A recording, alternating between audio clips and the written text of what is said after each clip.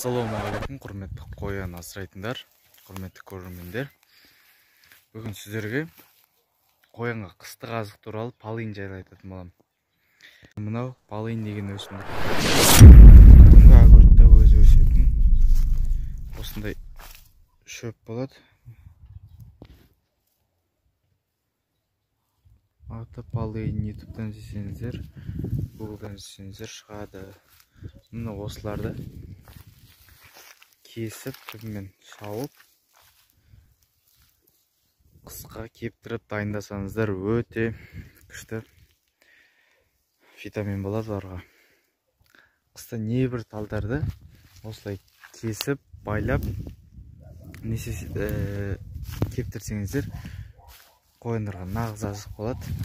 Мынандай сиреннің ағашында беруге болады деп естіген, бірақ точносын бермеймін, бұны білмеймін. Мынандай шиенің ағаштарын берсеңіздер, осыларды бүйтіп, мынандай жерлерден кесіп, бүйтіп байлап, іліп өсірсеңіздер, қыста жақсы азық болады. Сосын мынандай грушаның, алманың ағаштарынан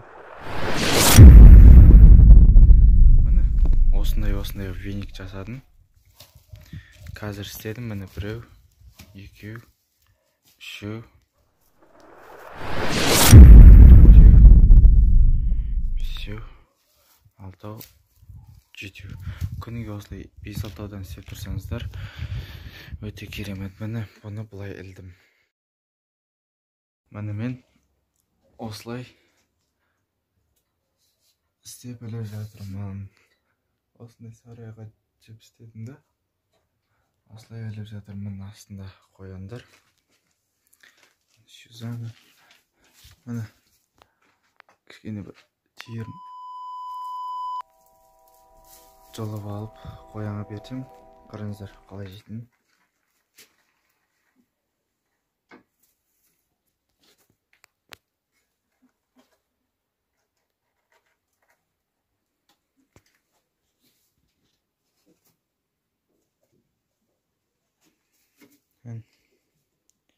Осылай таласып күніге жейді. Бағана бір үлкенін тастағам, соны жеп қойды.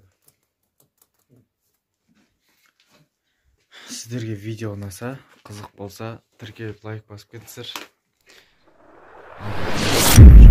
Сосын комментарияға не шығарайын, сол туралы не істесеңіздер, мен түсіремін.